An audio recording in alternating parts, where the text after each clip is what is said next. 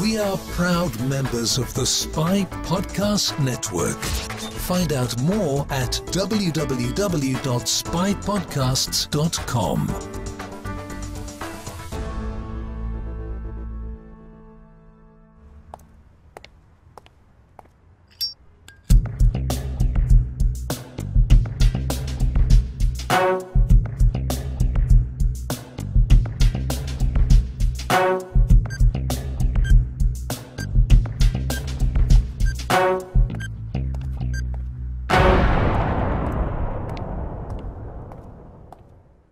Hello and welcome to SpyHards podcast, where your hosts go deep undercover into the world of spy movies to decipher which films make the knock list. But remember, this information is strictly for your ears only.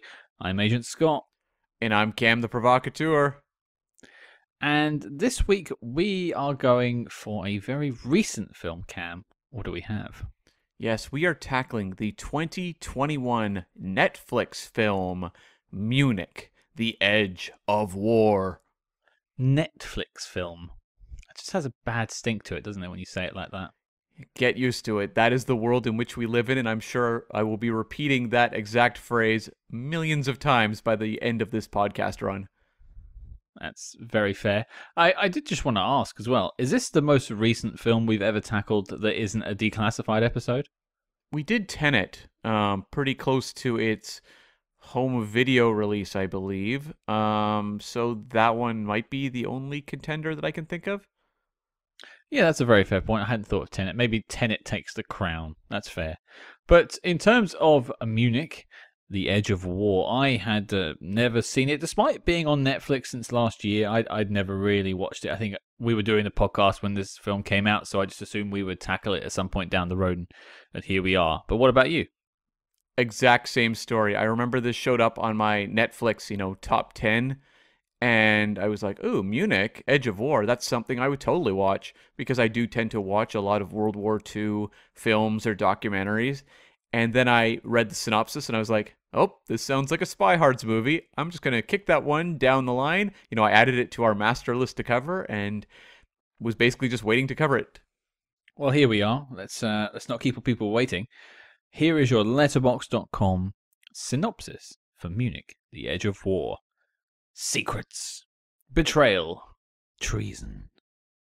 At the tense 1938 Munich conference, former friends who now work for opposing governments become reluctant spies racing to expose a Nazi secret. I thought I'd add some razzmatazz to that one. What do you think? I don't know there's a lot of razzmatazz to that summary just in general, so that's not one... I feel like a synopsis like that, maybe perhaps just this movie as a whole, has a very specific target market, and I don't know it's going to venture beyond that so much. Well, what is that target market to you? Just out of interest.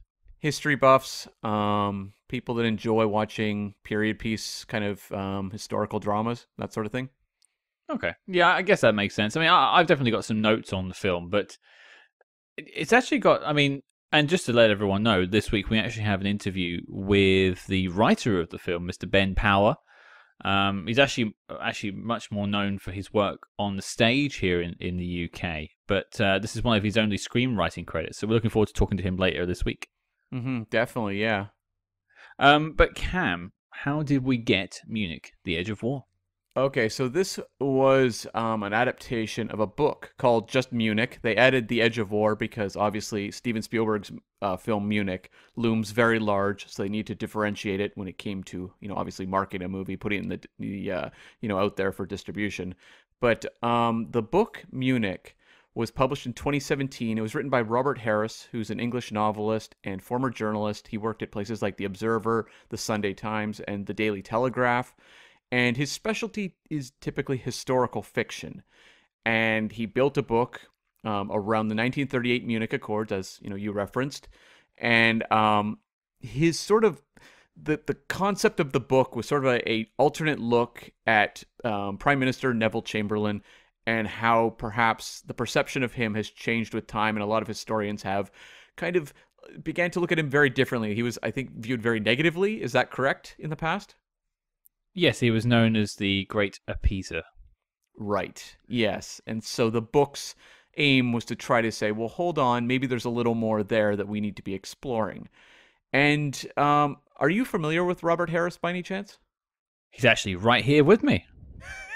Special guest. Hey, Bob, how's it going? No, I'd never heard of him, but I don't really read that many books. I always mix up his name with Thomas Harris, who wrote Silence of the Lambs and all the Lecter novels. So when I saw Robert Harris, I was like, wait, the guy who wrote the Lecter books? I'd have more luck doing a Hannibal Lecter impression, I think, than Rob Harris. Oh, yeah, totally. But Robert Harris has actually had a number of books adapted for either TV or the big screen. In 1994, his book Fatherland became an HBO movie starring Rutger Hauer and Miranda Richardson. In 1995, his book Enigma came out, and that was actually a big screen movie with Doug Ray Scott and Kate Winslet. We'll cover that further down the road on the show. And also in 2005, you had Archangel, which became, the BBC movie starring Daniel Craig. That was one of his early breakthrough roles. And he also, a little awkwardly, paired up with Roman Polanski a couple times for The Ghost Rider, which was a good movie with Ewan McGregor and Pierce Brosnan, as well as An Officer and a Spy, which I haven't seen, but I guess goes on our list to cover. I suppose so. And just by the way, Cam, you mentioned Archangel, and it rung a bell in my head, so I just went and quickly checked it on IMDb, and it's actually written by Dick Clement and Ian LaFrennay, two of the chaps that contributed a lot to the Never Say Never Again script. Oh, interesting. Bond connections galore on SpyHards. And it stars Daniel Craig. That's right. I am racking my brain. I have vague memories that role was, I think, a little influential on him getting Bond. I'd have to dig into the archives on that one, but I have vague memories of this. Well, it came out in 2005. What year was Casino Royale? 2006? It was fall 2006. So depending on when it aired. I'd have to go back and check the tapes, but to be fair, it would have been shooting in 2004, so it's entirely possible. And we are going to be covering Casino Royale, not so far in the distance, so we can track that down later down the road. But this movie was produced by Turbine Studios, which is an independent company, and they also made the Steve McQueen Small Axe series, which was incredible. And obviously distribution was by Netflix. Now, the writer who was brought in to adapt Munich was, as you said, Ben Power. He was a playwright. He's the associate director of the National Theater since 2010. In terms of, as you said, there's not a lot of, screenwriting credits. He had done 5 episodes of The Hollow Crown, which is a show that adapts Shakespeare history plays. He'd also been a story producer on a limited series called I Hate Susie that I wasn't familiar with. As well as, he'd worked on the Layman trilogy, which was a hugely popular Tony-nominated play fairly recently. Is that correct? And I think there's a spy connection there. There actually is, yes. He sort of, I suppose, directs/produces it with Sam Mendes, who, of course, made some Bond films. Just a couple, yeah. Yeah, I think probably one of the less famous ones, like, I don't know, Skyfall or something like that. Yes, indeed. Now, director Christian Schwako, he was a German-born director. His background was in journalism. He'd been working in German films since about 2005. Most notably, he did 2 episodes of The Crown, though, in 2019. And one of the producers of The Crown is a man named Andrew Eaton, who was a producer on this film.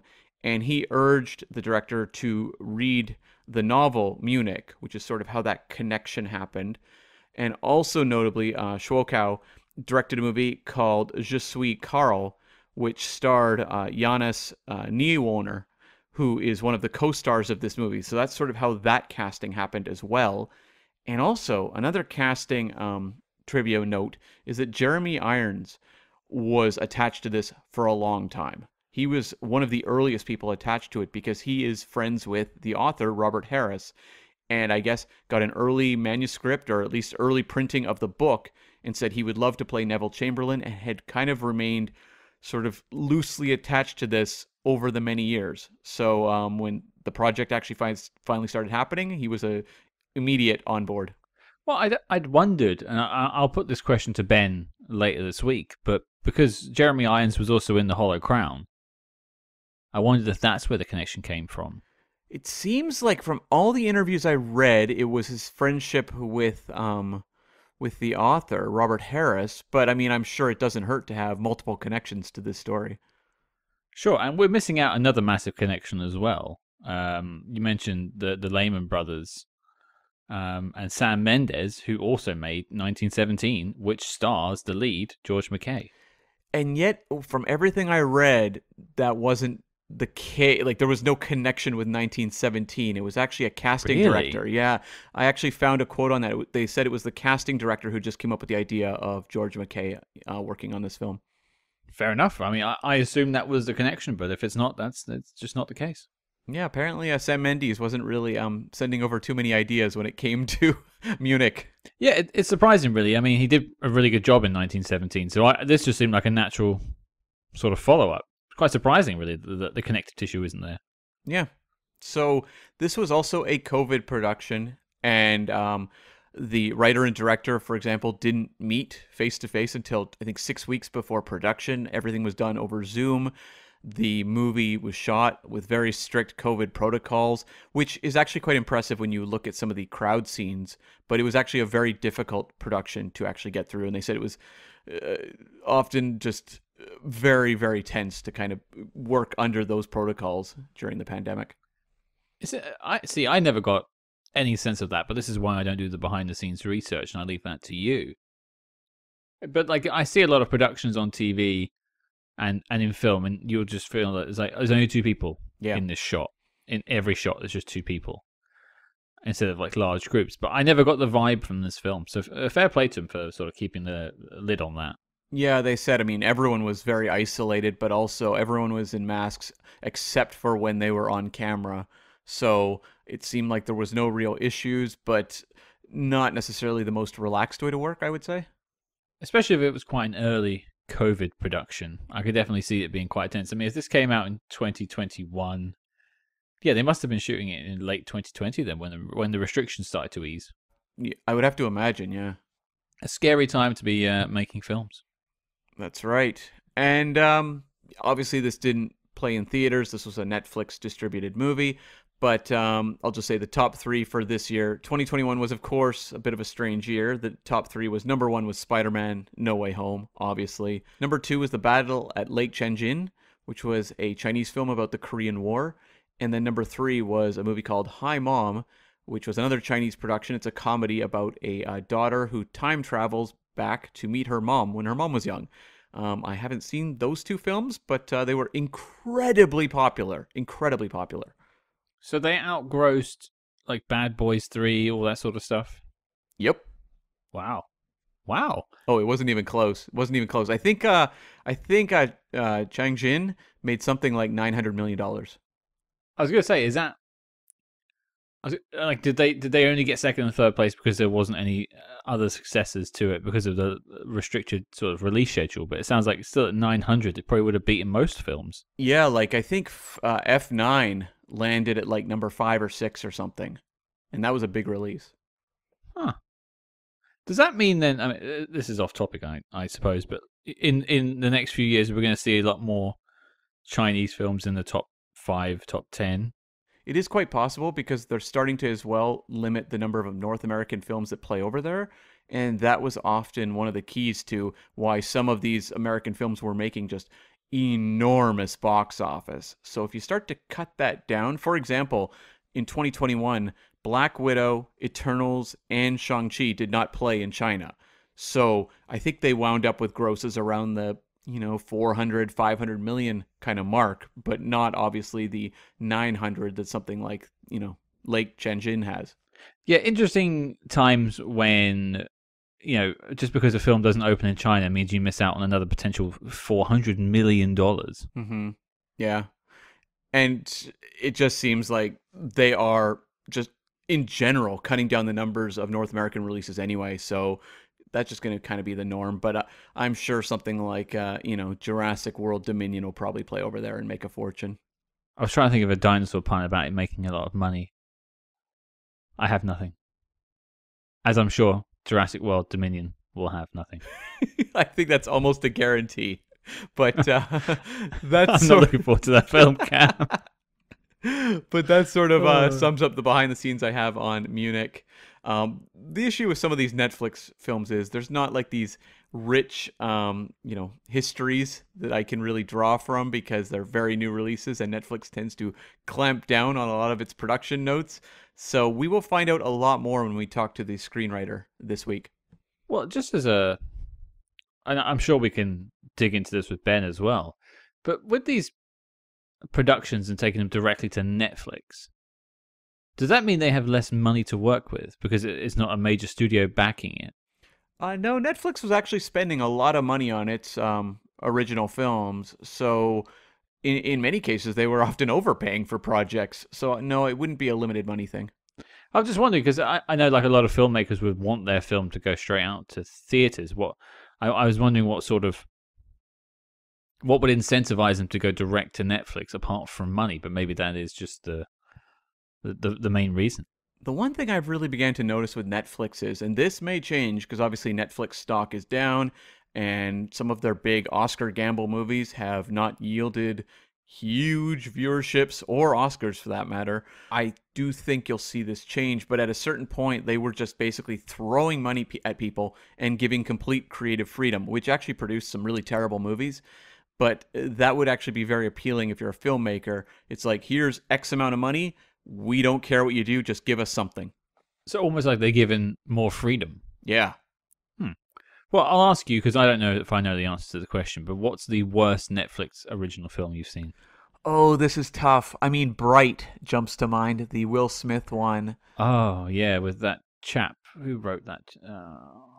It was a Max Landis written film. Yes, that's it. With like fairies and stuff, right? Yeah, that was horrible. Also, Duncan Jones's Mute was really, really terrible. And I loved Duncan Jones's Moon. And when he said he was going to, make a spiritual sequel, I was super on board. And then Mute was just a brutal slog to get through. The way you said both those films made it sound like you have to say Duncan Jones's before every one of his film titles. Is that the case? I like to, because, I mean, Duncan Jones was at one point a very exciting filmmaker. And then now it's more like, ooh, I don't know. Well, it would just make saying some other film titles very long. Sure. Well, look at John Carpenter. He attaches his name to everything he does. Everything is called John Carpenter's blank. So do you have to actually say that when you say John Carpenter's film? I don't.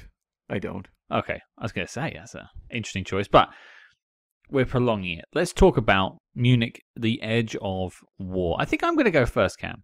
Yeah. I had an interesting experience with this film.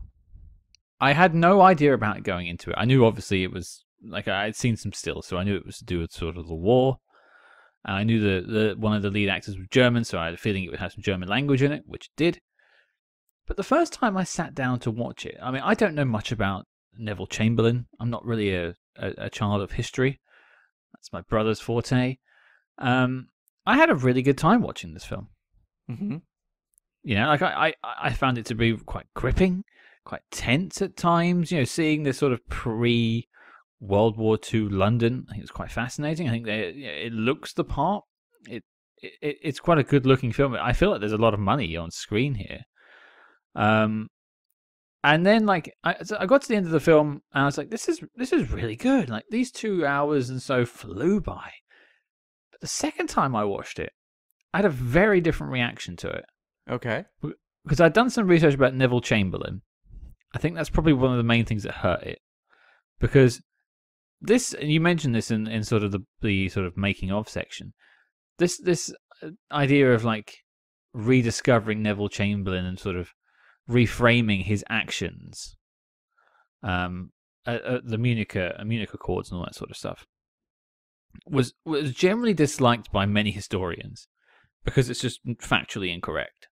Like that whole peace in our time speech is from him, and it was on the eve of war, and he and most people know him to be the man who sort of put off the inevitable with Hitler, whereas there's a good chance that potentially he could have been taken down much earlier and saved many, many lives.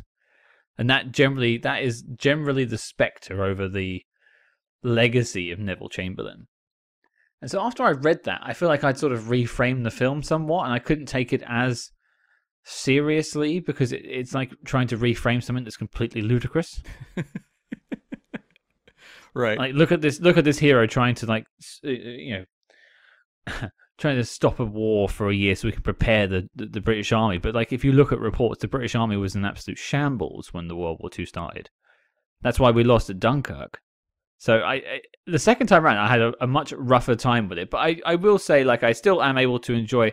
I think between the director and the writer, they've managed to craft a story, a fictitious story, that's very tense. I think the acting is very good from all three leads. There's definitely some problems I want to get into with you. But overall, I think it's still a very tense and gripping suspense story.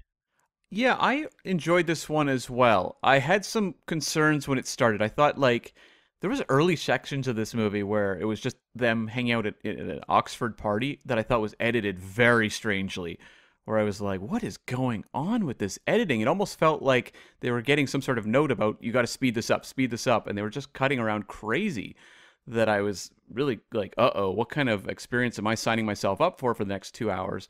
But once it kind of got past that early section, I thought it kind of calmed down and found its rhythm.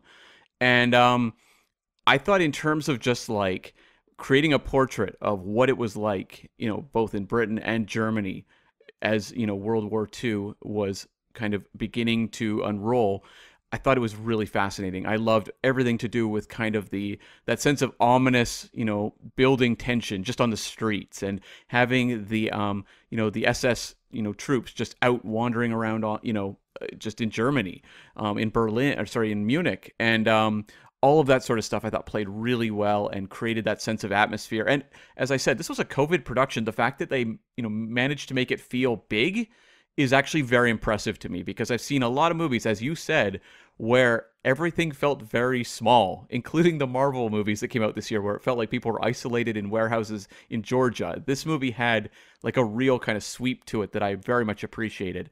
And I thought the aspect that was the espionage stuff was actually really fun. It was this, obviously it didn't actually happen, but nonetheless, I was totally interested in watching these two men, one British, one German, taking part in this unlikely espionage mission. One of them is a terrible spy, which I thought actually added to the movie. It's something you and I don't get to tackle that much, which is someone pressed into service to become a spy who's really bad at it.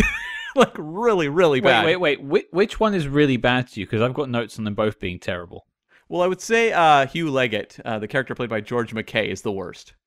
Oh, I mean, he makes some he makes some bad choices. You are right. I do have some notes on both of them, though. Yeah, but there's a scene where like he just like wanders into like a party at like the embassy, and he's just like looking around wildly, and it's just like, wow, this guy could not look more obvious or stand out more. It was more like, I think there's a scene where they're both in a bar later on, and they're just talking in German about the fact that they're trying to steal secrets very loudly in this bar in Germany that's trying to go to war. And you just think, is no one listening? There's an SS soldier like watching them on the other side of the room, but he can't hear them. But there's people sat next to them on the table. Would one, like, if you're sat at dinner, Cam, and someone is saying to you, I'm thinking about breaking into that bank over there. I've got all this stuff to break in, to his friend who's also sat there, and they also both happen to be wearing ski masks. Would you not call the cops at that point?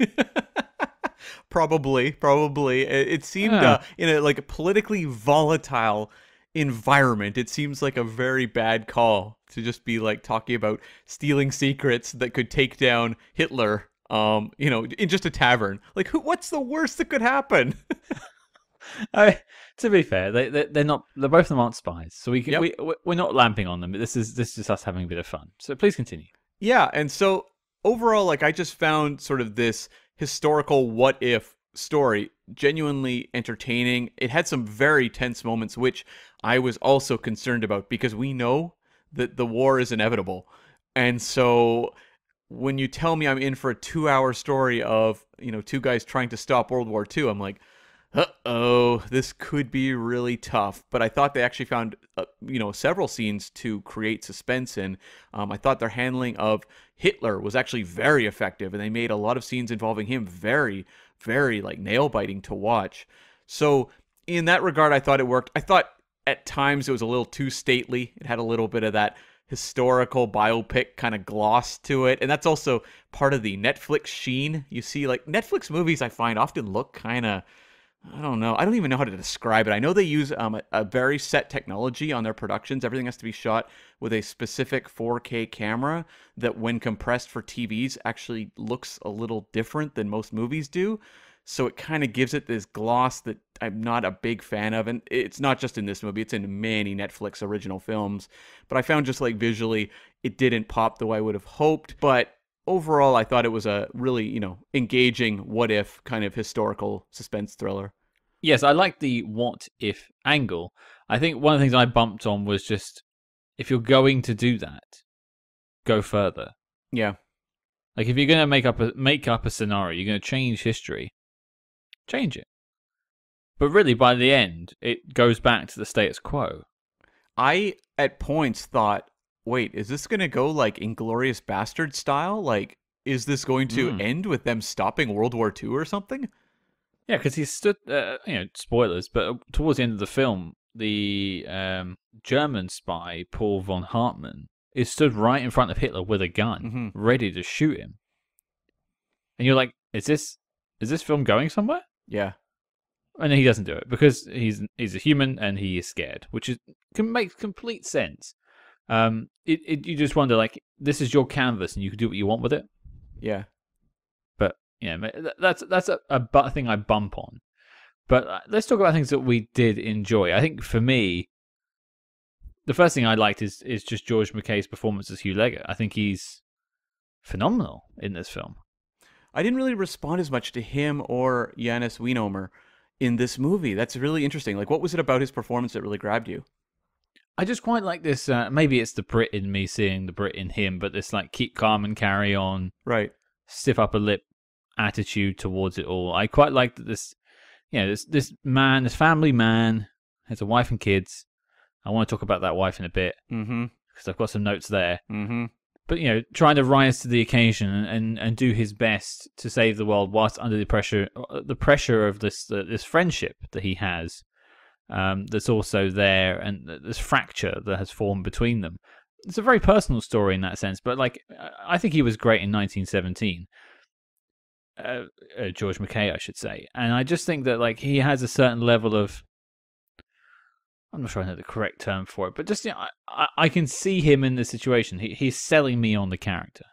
Like he's very good at just kind of grounding the movie. Like he's a good, audience POV avatar character. I just found the two male leads were a little underwritten for me, where I just had a real tough time grasping them as like fully fleshed individuals. Whereas for me, like the performance to me that just really stood out was Jeremy Irons as Chamberlain, who I thought was phenomenal. Like, I guess we're getting to something where I really liked. Like, he has multiple scenes here where I was just riveted. Like, there's a moment where he's standing in a garden talking about his regrets about World War I, and I'm just like, this is an acting masterclass here. And I was so thankful they found many uses for him throughout the course of the movie, because I was, sometimes when you see a really established actor like, Jeremy Irons pop up in a movie, you're like, well, I'll get a couple scenes and then, maybe the younger stars take over. And I was so thankful that Chamberlain played such a big role, because I think Jeremy Irons was just on fire here. I think Jeremy Irons does a terrific job as like a backup third character. I don't think I was necessarily drawn to his portrayal of Neville Chamberlain so much, but I think my takeaway on him was probably damaged by knowing history.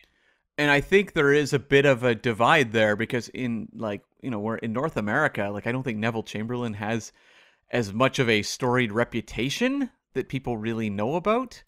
I remember that, maybe 9 months to a year ago, I have a collection of PBS documentaries on World War II, and I was watching this series called Road to War, and it would look at each country and where each country was at the dawn of World War II and how it kind of led up to that.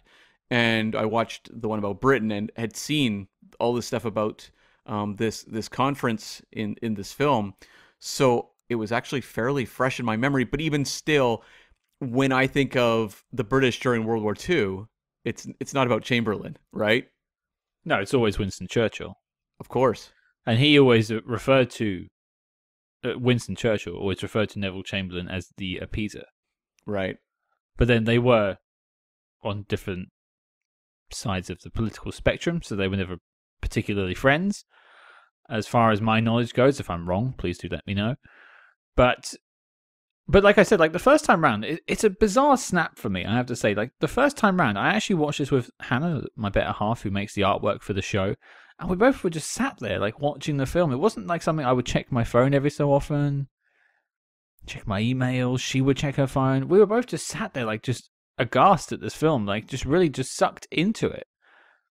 And I have to say that must be like, that's between the performances, the direction, the writing, that something there obviously clicked in me.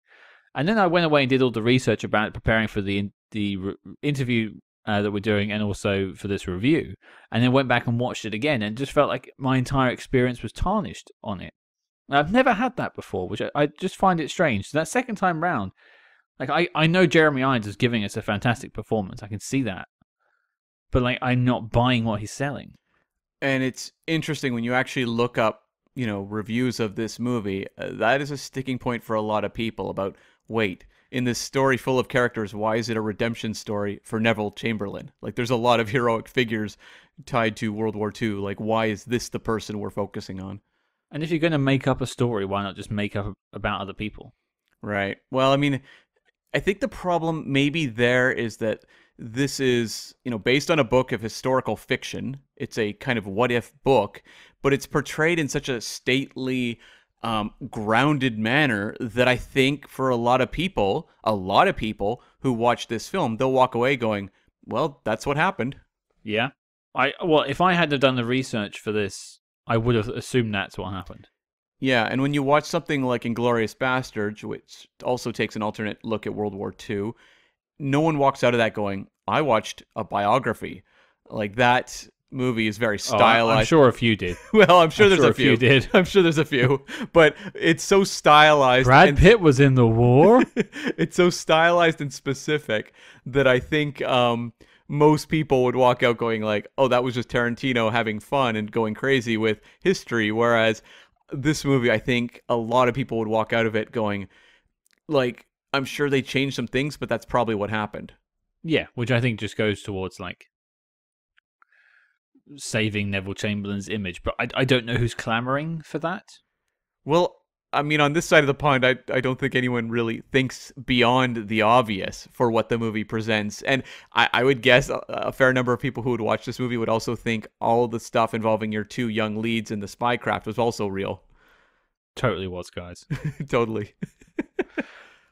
Well, another thing I liked, and I mentioned it in my sort of top line review, is I think the film does a wonderful job of maintaining tension without like draining the viewer. Right. Because I've seen plenty of films where like it's, and this is one of my problems with like horror films, especially like jump scare films, where it's constantly trying to keep you on the edge, and then like every so often, you'll jump. Yeah. This film is keeping you on the edge of your seat, or the edge of war. Thank you. Take a bow. Take a bow. Yeah, you're welcome, everyone. But it doesn't ever feel like it's draining. Like I felt, especially the first time I watched it, I was just captivated by what the story it was trying to present. So I feel like it must have done something right there. And it feels like it's finding organic ways to create suspenseful moments and tension that don't feel like crass or, just cheesy. Like I referenced up front, like I thought the way they dealt with the Hitler character in the film was very effective. He's played by Ulrich Matthes, who played actually Goebbels in the movie Downfall, which is a pretty iconic World War II film. But he's not what I typically think of when I think of, Hitler. Obviously, I've watched a lot of documentary footage, but just even as portrayed in movies, it feels like a bit of a different take on that individual. But there's so many scenes where it's him and the Paul character. Paul, it's his job to bring Hitler his, news clippings as to the coverage he's receiving. And there's just all these scenes of Hitler, kind of going through news print and then talking to Paul. And some of these sequences are so suspenseful. There's a whole bit with a watch that Hitler borrows that I thought was just really like nail biting. I agree. I think the stuff with Hitler was quite dramatic. The bit with the watch is particularly a moment you mentioned. Also, the bit at the end, which I've already alluded to with the gun, is particularly tense. I did just think, interestingly, with this chap, Ulrich Matthes, who played Hitler in the film, I don't know why. As if it was a choice, but it felt like they like made his uniform 2 sizes too big. Interesting. Like, it felt like his head was too small for the rest of the uniform. Like he was maybe 3 small children pretending to be Adolf Hitler.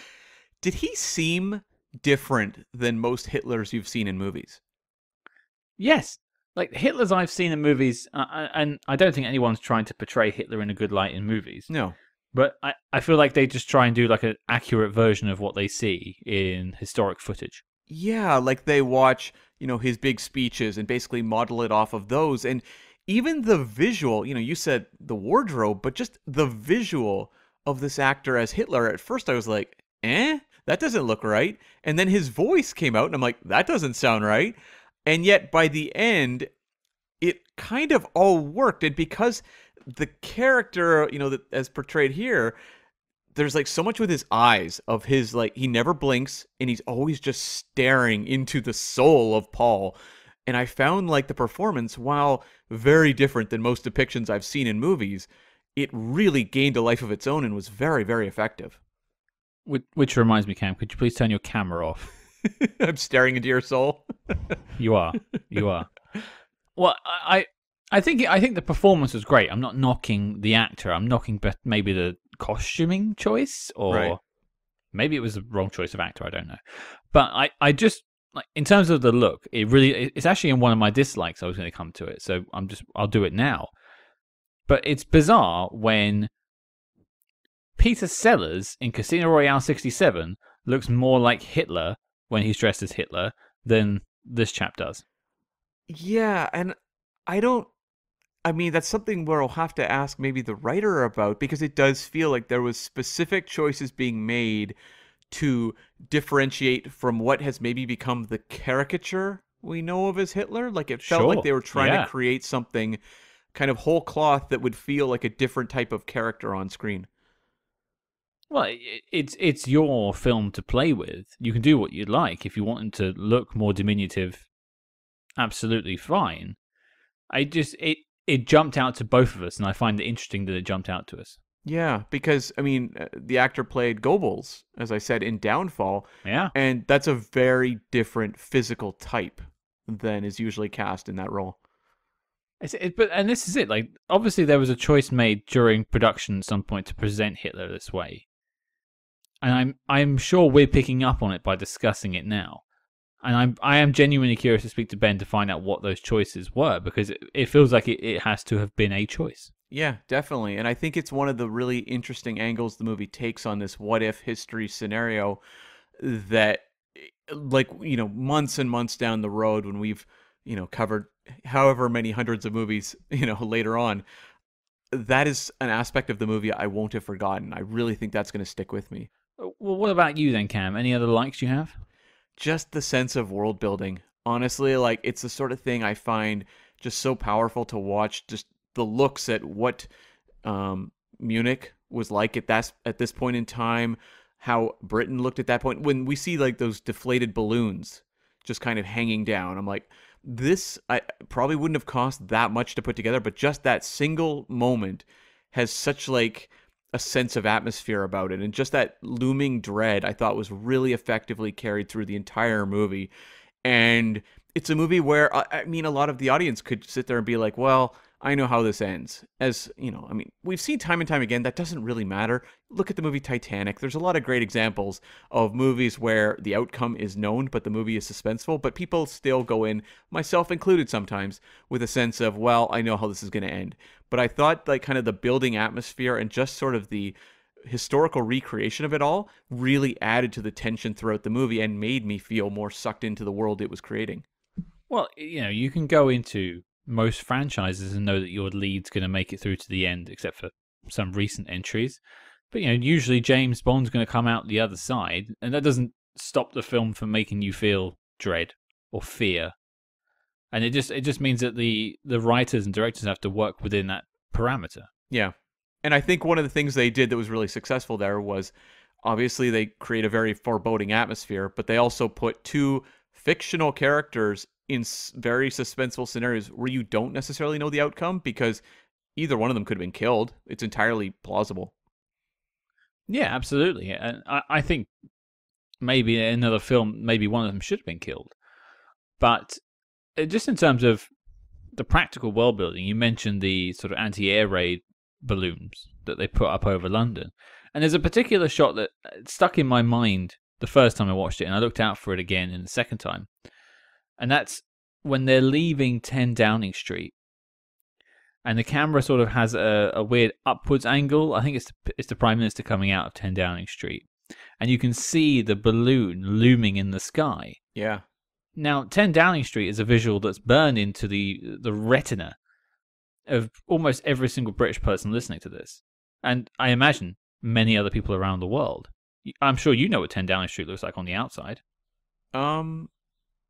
It's not really jumping to mind. Maybe, how so? Like, can you explain that a bit? Oh, it's like the black door with 10 on it. It's where the Prime Minister usually stands and gives these like little speeches to the press. Oh, right. I'm sure if I showed you a photo, you'd be like, oh, yes, of course, 10 Downing Street. Right. You'd understand. It's where he resides, basically. Well, it's where he works. He doesn't reside there. But we're so used to that shot. And then seeing this, and you see a shadow on the ground of the balloon, like there's a presence. And that looms heavy over you as a viewer because it makes you feel like there's like an otherworldly feature of this, like something's not right. And that adds to the sense of dread and foreboding of what is to come. I said it in my likes or in my top line review. This idea of dealing with like pre-World War II London and Berlin, I think is a really fascinating, rich soil to dig into. I'm not sure the film does enough of it. I'd like to see someone else do more with it, but I think it was a very interesting set of visuals. And even just the visual at the end when you have Chamberlain giving the speech and it's like the stormy clouds up in the sky. Like, I thought that was very effective as well. Maybe a little on the nose, but very effective. I think by that point, and that's the problem with some of these like biopic films or like these World War II films that look back. Again, it's a problem with Operation Mincemeat. I don't know if I'm not sure at this point you've actually watched it yet. No, I haven't yet. But we all know how the film ends. So it's a real struggle for any writer to stick that landing in a satisfying way because we all know World War II is still there. One thing which is kind of a like, but also like just an overall thought, is this film reminded me of a different film whilst I was watching it. Another film that I enjoyed quite a lot. And that was The Courier. Right, yeah. Again, a different period. That's a Cold War film. This is a World War II film. But again, it's about a man plucked into the spy world because of his connections. And unwittingly becoming a spy and dealing with the consequences. Now, how The Courier ends for Benedict Cumberbatch is perhaps a bit more sad than it is for George McKay's Hugh Leggett. But there's a lot of parallels, and I think it's taking all the best aspects from The Courier.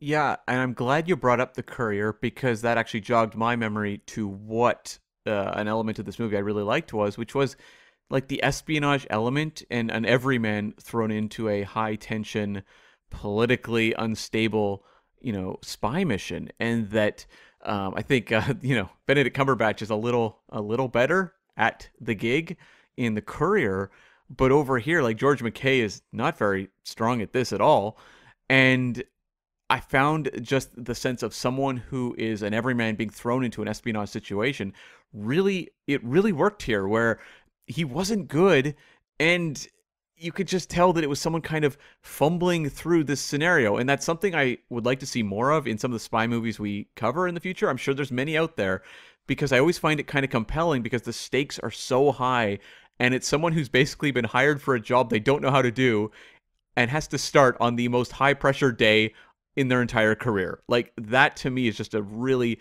endlessly compelling situation to examine in a movie.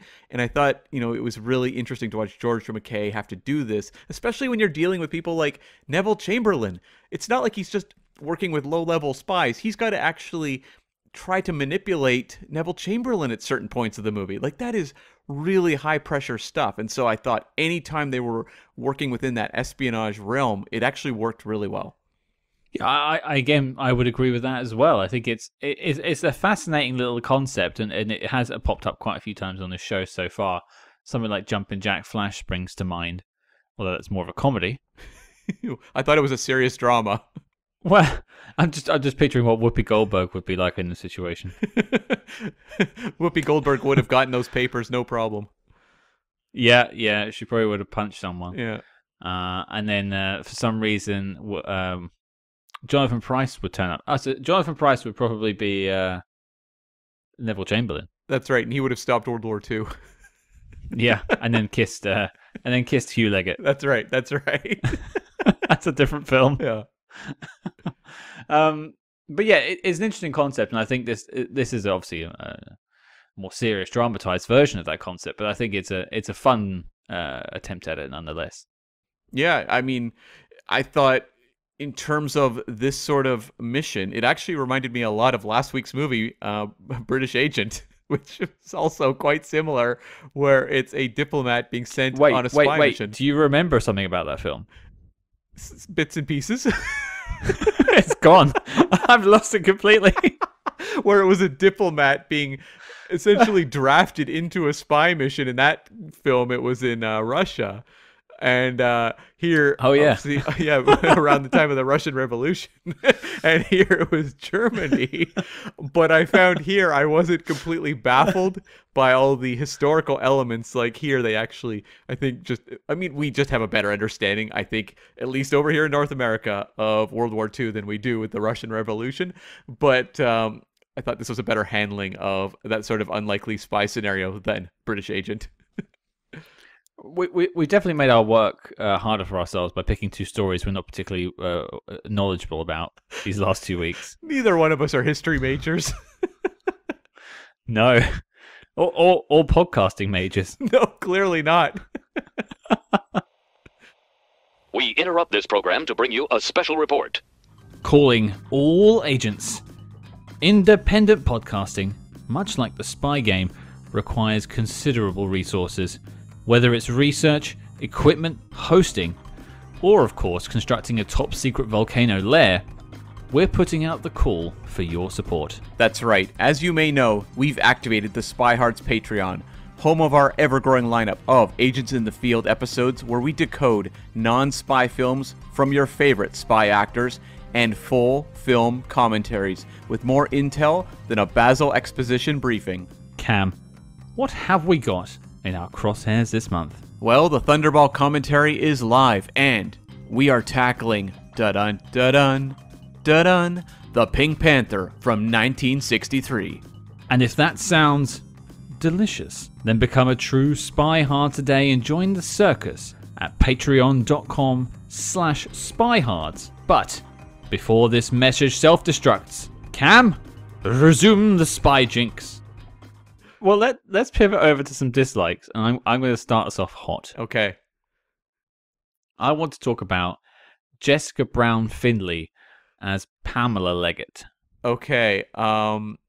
Why? Boy, does she get shafted in this film. I mean, that's some badly written stuff, I have to say. I was actually going to go bigger and say a lot of the female characters in this movie, maybe almost all of them, maybe all of them even, are given very little. Oh, are you talking about the love interest that's just swept under the cover until like the last 5 minutes, and it turns out she's been beaten up, basically? Okay, let's start with the wife of Hugh, because Yeah. let's just start there and we'll move down the line from there.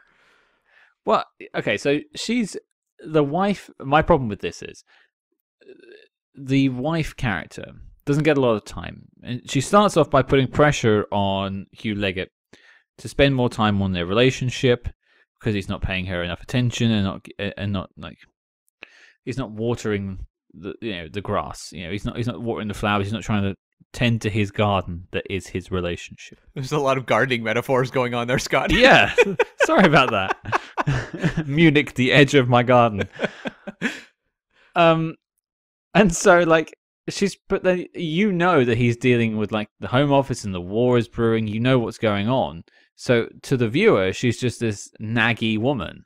Yeah, and that's not fair on her because she doesn't know anything, and it's written to make her look like a bad guy for trying to work on their relationship when she has no idea war is looming, apart from the fact that she just bought her son a gas mask. But she's sort of making a jovial comment about that too. She doesn't really understand the consequences of what might happen. and that's a big problem because I think everyone in the audience who's watching this movie knows that World War II is coming. And so you have this character whose really only major character trait is getting angry at her husband and underestimating the significance of an event we know is going to hugely impact the world. And it's like the George McKay character, they haven't done a lot of work on that character at this point in the movie, but you also know he's working with Neville Chamberlain. You know war is coming. So automatically the audience is on his side. And I think that's a real problem with depicting a character like her who gets like, I don't know, 2 scenes where she's just getting angry. And you're just sat there going, ugh, this girl. Yeah. Like, get off. Like, leave him alone. He's clearly trying to work for good.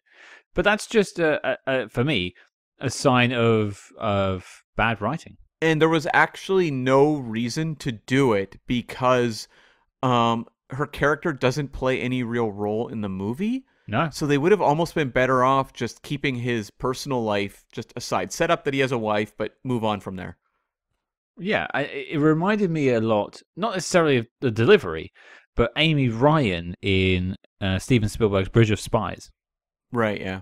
Who also plays sort of the doting housewife stereotype. But I remember when we were talking to Matt Charman about that, and he said there was a lot more shot for her, but just never made the cut. Yeah. And I have to wonder, and maybe we'll explore that with Ben later this week, that there was a lot more built in around Jessica's performance as Pamela that we just never saw because of time. Because she's a pretty accomplished actress, so Yeah. It seemed very strange that she was given like 2 very generic scenes. Absolutely. And you know, this film came out last year. This is a COVID production. So, and I have to imagine those involved were very conscious of, I say representation, but you know, this is World War II. We know who was working in what job. But I feel like this is just not a very good choice. It's a real shame, and it drags the first part of the film down. I think you mentioned you had a bit of a problem at the start. Yeah. But then there's other female characters, of course. Lenya, played by Liv Lisa Fries, who is sort of like the girlfriend of Jannis Niewöhner. I haven't pronounced that yet in this episode. Who plays Paul von Hartmann, the German lead of the film. And then she just disappears from the film completely. And is brought back as someone who's been, you know, obviously treated horribly by the Germans because she was Jewish and put in a, you know, prison for a period of time. And she ultimately is there to just be kind of the motivation for the male characters when she's very, like, underwritten through the rest of the movie. Like, that also jumped out to me as well. Yeah, because it's trying to give you this emotional punch. And of course it's going to give you a punch because she's been mistreated by the Germans, severely mistreated, because she's Jewish. So you have an emotional reaction to it, but it almost feels cheap. Yeah, and I think a part of the problem for me was, like, the Paul character, and this is kind of taking, I guess, a bit of a digression because I want to get back. There's a couple other female characters, but for me, like, the friendship between those two was sketched out so quickly over just a couple scenes that I didn't have a real sense of their dynamic in a particularly compelling way. So it felt like they needed a shorthand here to explain why Paul originally was very pro-New Germany and why the switch was flipped to him wanting to take part in this espionage mission. So they just kind of used her as that device where it's not necessarily the best tack to take. Well, again, there's other ways of doing it. And I haven't read the book, nor have you. So I don't know where the blame lies. And as we've learnt through 2 years of doing this show, it's not as obvious as you think it is sometimes. Yeah. It isn't necessarily the writer's fault. We're going to take our questions to the writer this week. And I will ask him about this sort of stuff. But it could be Netflix putting down demands on editing. It could be the book. There's all sorts of reasons why this film could have taken this direction. Yeah, and it could just be editing. Like, for example, as you said, whether it's Netflix or whether it's just the filmmakers looking at what they have and saying, we need to keep the focus on the two male leads in their relationship and the spycraft stuff. So let's cut down everything around it. That's entirely possible as well. Who really knows? We will inquire about that. But I did think like that was another character for me that I just was like, oh, like I don't know that I would make her entire focus in the movie to be Paul's motivation. That's not particularly a good tack to take. And I mean, there's also the woman that Paul sort of has this relationship with, who works also for, I think, the Foreign Office, I think it was. Sort of has that relationship with, you mean undefined? Yes, there you go, undefined. And she's played by Sandra Hüller, playing a character named Helen Winter, who in many ways is one of the key characters. She's the one that actually smuggles these papers that reveal Hitler's plan out of the Foreign Office and gives them to Paul, who's going to pass them on to Hugh. Her story is pretty important, you would think. And yet, like, she really gets sidelined at a certain point as well. And part of this is history, of course, like, as you said, who was in what roles in World War II, but was a character I'm like, this woman seems to have, like, something of a fascinating backstory. Like, there's more to this character they keep alluding to, but I never really felt like we got that much. But then, as we've said, all of the characters, apart from, like, Neville Chamberlain, his sort of inner circle, are fictional, or based off of real people, but not quite. So it's still fictional. So there's no reason why you could have not just written fictional characters in this story that had more grounding in the story, were more necessary to the plot. Yeah, that were women. I'm just saying. And then the last one I think I'm going to mention, although if you have any more, do let me know. You've got Anjli Mohindra as Joan Menzies, who's like a typist. Yes. In the right? Right? Yeah. You know where I'm going with this, yeah? Uh-huh. Right? And so she's just kind of there. She does some typing, and she's just kind of there for some reason, hanging around conspicuously. And then there's this document that Cam mentioned that has, like, it details Hitler's plan for Europe. And obviously, Hugh Leggett was in possession of it. He's then found out by the SS. The SS raid his room, and you assume that the document has been taken. And then, remarkably, at the end of the film, Joan Menzies, the typist, is apparently a spy, and apparently took it from his room. She's a guardian angel. Did you see this coming? Apparently. She's like that fictitious angel that comes down from the heavens to hand you, some sort of tablet from God. It's remarkable how they just thought they could just throw that in. She's like the blue fairy in Pinocchio or something like that. Yeah. I was fascinated by Joan the typist. So much so that I made notes every single time she popped up on screen because I was like, Joan the typist. At a certain point I was writing Joan the typist equals MVP because this character is just always there, always shown to be watching things that are happening.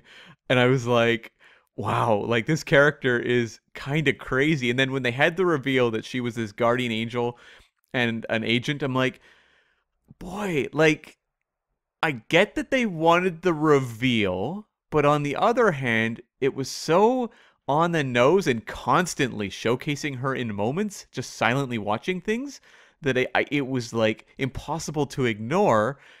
But the reveal also just made me frustrated going, boy, I would like to know more about that character's journey. Like, I feel like Joan the Typist might have a fascinating take on this material as well.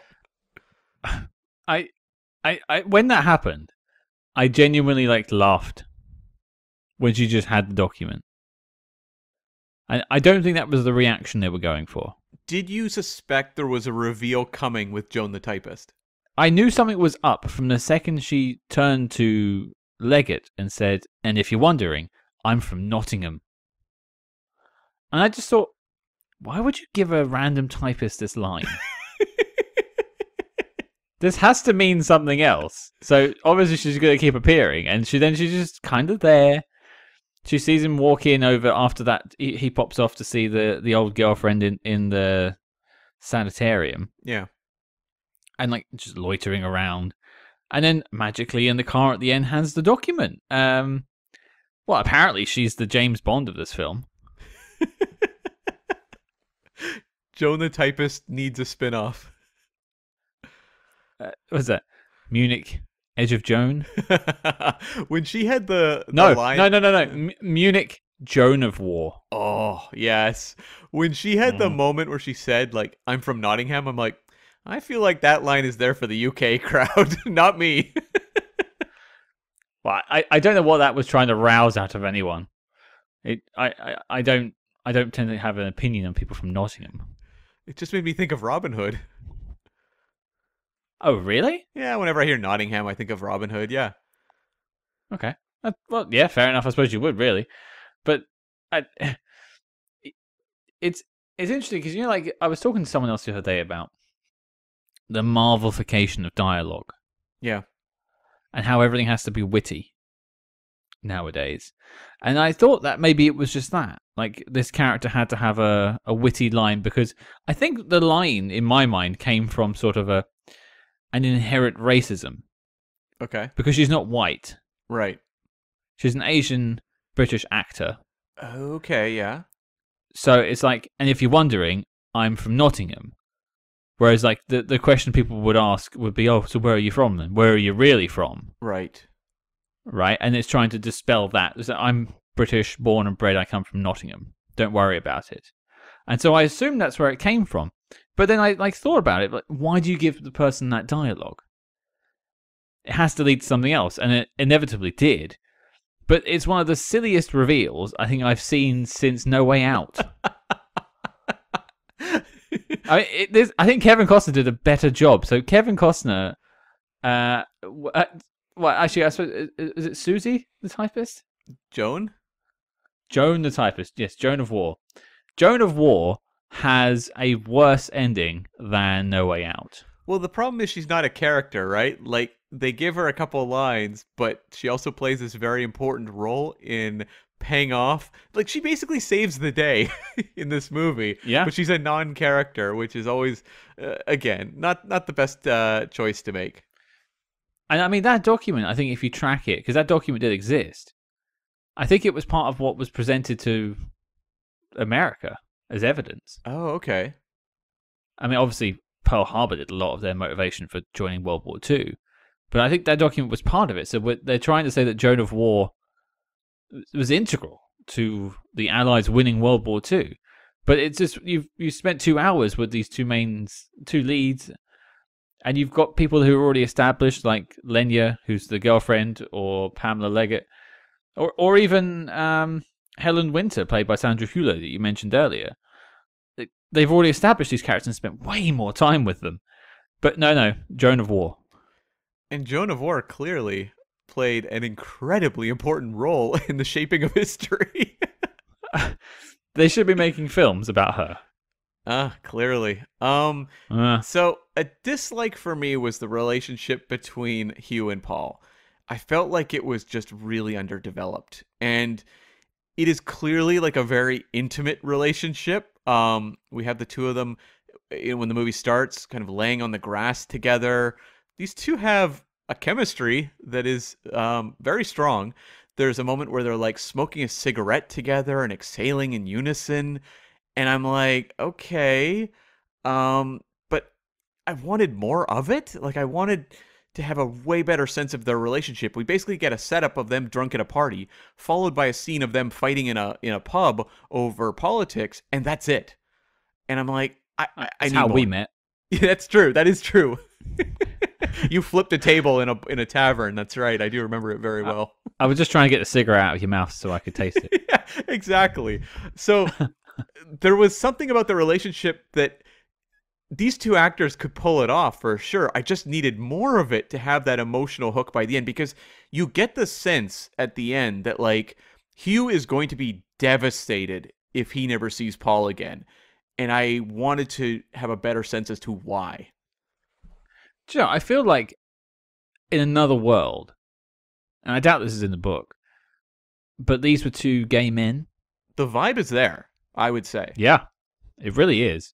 Like, this is, I mean, you could say this is a sort of queer coding relationship, perhaps, but to me, with a few quick rewrites to the script, I mean, you could lump in the Sandra Hüller character with Liv.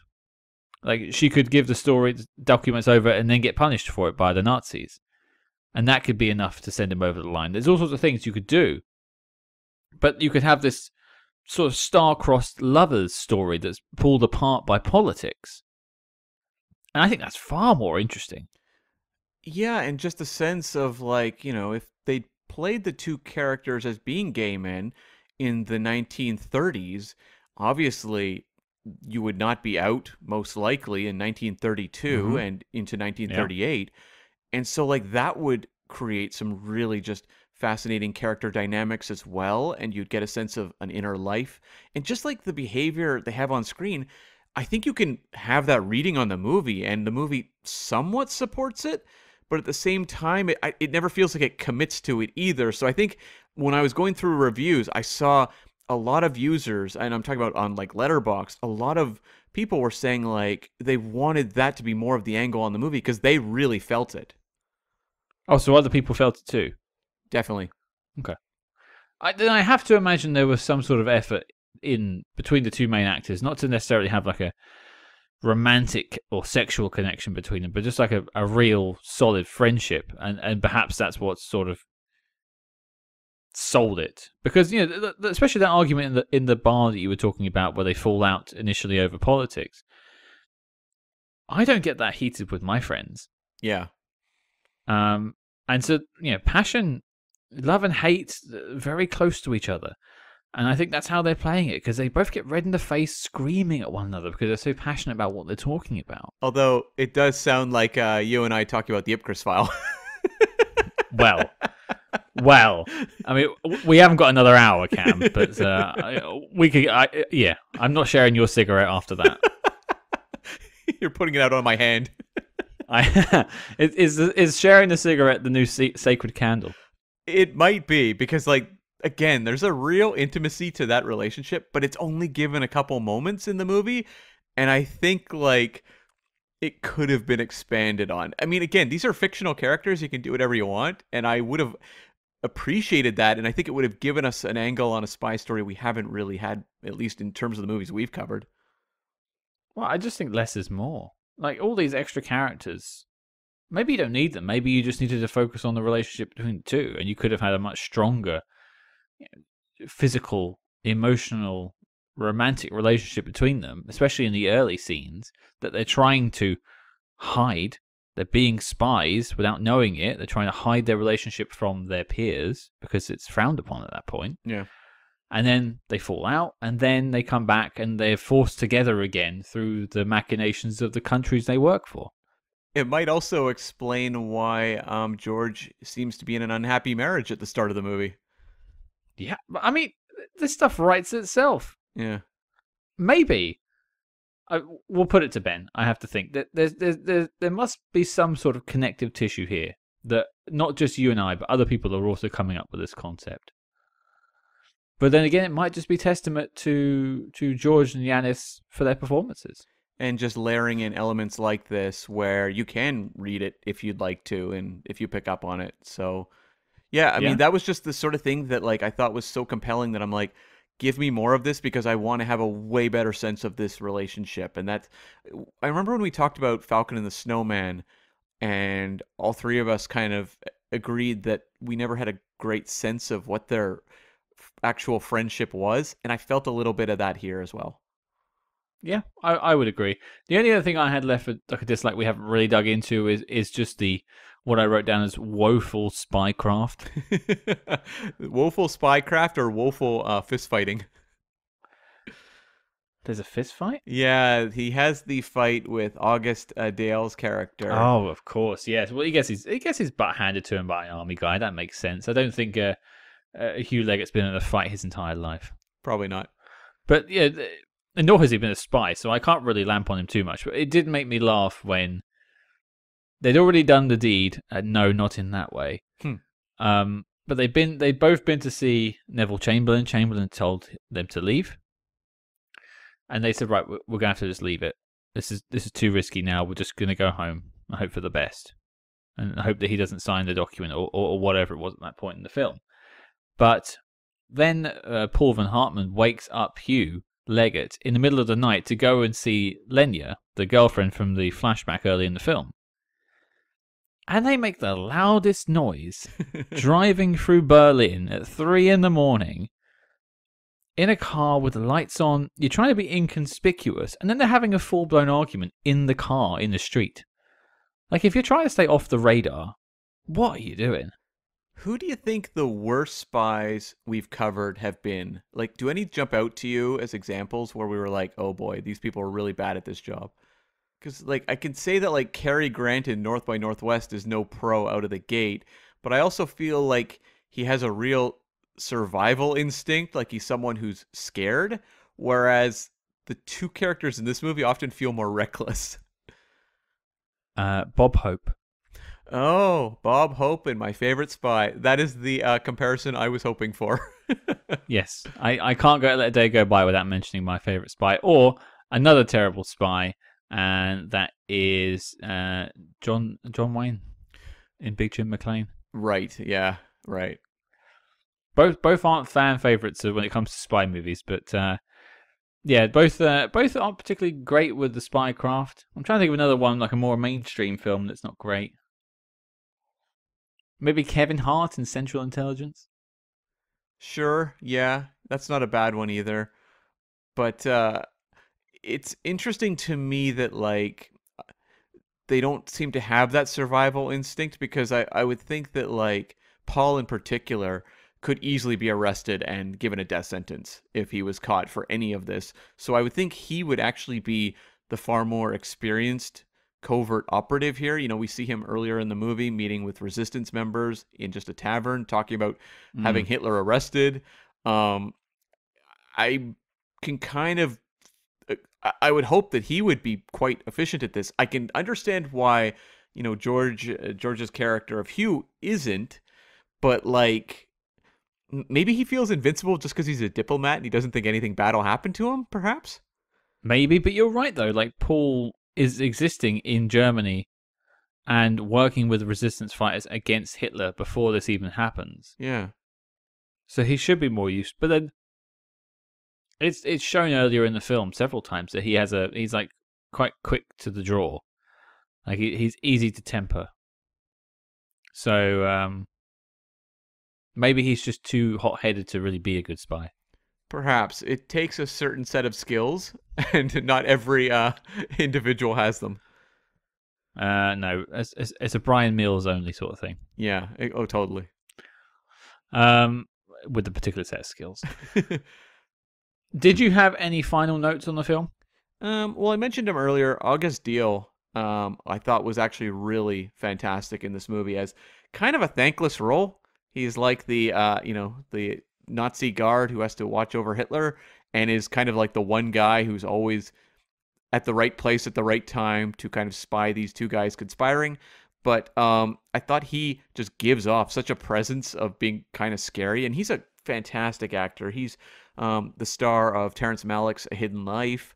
He was also in Inglourious Bastards. He's in the scene in the tavern where they're playing the guessing game. He's the Nazi who has, like, the card on his head, I think, that says King Kong.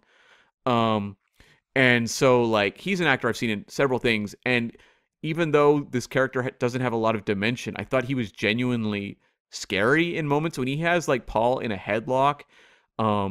He's like kind of got that real like fearsome bully kind of sense about him, and I found him really intimidating throughout the movie.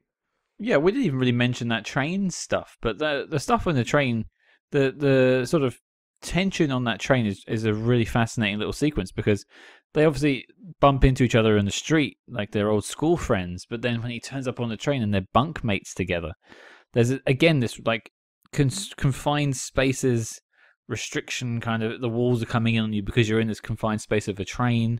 Like, I think that all those are excellent choices. I think a lot of this film has really good choices in it. There's just some really big errors too. You could have made an entire movie about just those two guys being roommates when one of them has, obviously, documents they're smuggling, because just the tension of that particular scenario would be very strong. I think the movie could have done more with it, but it also has a lot to cover, so I understand why it was given just its, small little bit of screen time. Yeah, absolutely. Now, the only note I had left, and it's not something I really want to dig into because we try and stay away from such things, but it's interesting how prescient this film is now. Mm. Yeah. Like, you could really extrapolate this story somewhere else. Yeah, and that's something I think that's kind of sad about a lot of the spy films we cover, especially the historical ones that look at these very dark periods of time, that we go, yeah, things have not really changed that much. What was the one we did where they were saying, like, oh, humanity has changed so much? Oh, it was when we did the Patreon on X-Men, and Professor X is like, don't worry, humanity has changed so much since the old days. And we were both like, has it, Charles? Has it? Yeah, you might want to go back to the drawing board on that one, Charles. Yeah. And even just like all of the stuff with Chamberlain and the way, politics is this game that, does it have great solutions? I don't know. Like, the movie gives, obviously, Chamberlain a little bit of a redemption, but at the end of the day, it's not exactly a huge heroic strike for victory there. No, and many historians will argue his choices caused the war. So to sort of glorify it, in a sense, could be quite insensitive to some. And to just, like, stare a very apparent madness in the face and be like, well, if we just make a peace agreement on paper, things will be okay. Yeah, and that sounds very familiar. It definitely does. I just had the one question. Did you notice some of the choppy editing in the first section of the movie? No, I don't think I did, but maybe if you talk me through it, I might. I just found like that first section, especially in the 1932 Oxford Party section, it was like almost like rapid cut, where it was just almost like Bourne Supremacy level editing going on. And I was like, what is going on? Like, it was just some very bizarre cutting going on. I was just drawn to the Catherine wheel. Fair enough. It was just so shiny, I couldn't look away. And I was just imagining me and you sharing a cigarette, Of course, of course. It got very heated. Las Vegas this summer. Well, Cam, I think we should give our listeners a lesson in political reality. Is Munich, the Edge of War, making the knock list? What do you think? For me, it's a no, but it is sort of the like solid Netflix streaming World War II drama that I think people will enjoy just sitting down and watching. I don't think it's achieving all-timer status for much of what it's doing, but I did appreciate the what-if World War II scenario. It has, as we said, a lot of atmosphere and some suspenseful sequences. So as a solid entertainment, I recommend it, but as a all-time great spy film, no. Okay, that's one no. There's no guess, so it's all down to me. I'm going to, not surprisingly, also go with no. I think there's a lot to enjoy here, but I think this is a film of missed opportunities. Frustratingly so at times, because you've got quite a good cast and a good premise. Apparently a good book to work from. So I'll be keen to sort of discuss it more with the writer later this week to find out how this film was put together, some of the choices that were made. I'll try my best to dig into it some more for us all. But I think ultimately Is this a film I would say if you're just sat around not doing anything, you want to put a film on Netflix and you like spy movies? Yeah, I'd say check it out. But is it an all-time greatest spy movie? No. I think this film works best when you don't question anything. You just take it for what it is and leave it there. But there you go, folks. 2 no's, and therefore Munich, The Edge of War is not making the knock list. The dossier on the film is complete and filed as classified. Before we move on, folks, don't forget, this Friday we'll be speaking with the writer of this week's film, Munich, The Edge of War, Mr. Ben Power, talking all about his work in theatre and, of course, writing this week's film. Now, Cam, what are we talking about next week? We are not talking about one movie. We're talking about 5. We are doing our Jason Bourne roundtable. We've assembled a panel, and we are going to get together the way we did with the Brosnan Bond era some time back. We are going to look at the Bourne franchise as a whole and break down the best, the worst, and everything else. Yeah, we really enjoyed doing the Pierce Brosnan roundtable, celebrating everything about his era, and we thought you all seemed to like that episode so much as well. We're going to return to the format, but do it outside of the world of James Bond. Also, the date the episode drops denotes the 20th anniversary of the release of The Bourne Identity, so we thought it was a perfect time to go back and revisit the Bournes and salute Matt Damon.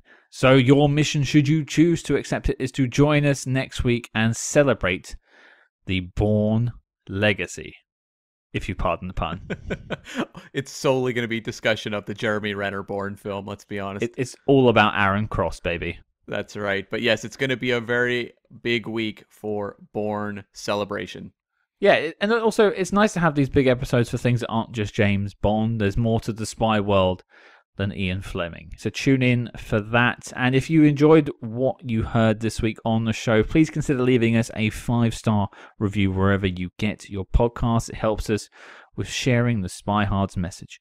And do not forget to follow us discreetly on social media at SpyHards. That's SpyHards on Facebook, Twitter, and Instagram. But if at first you don't succeed, try again.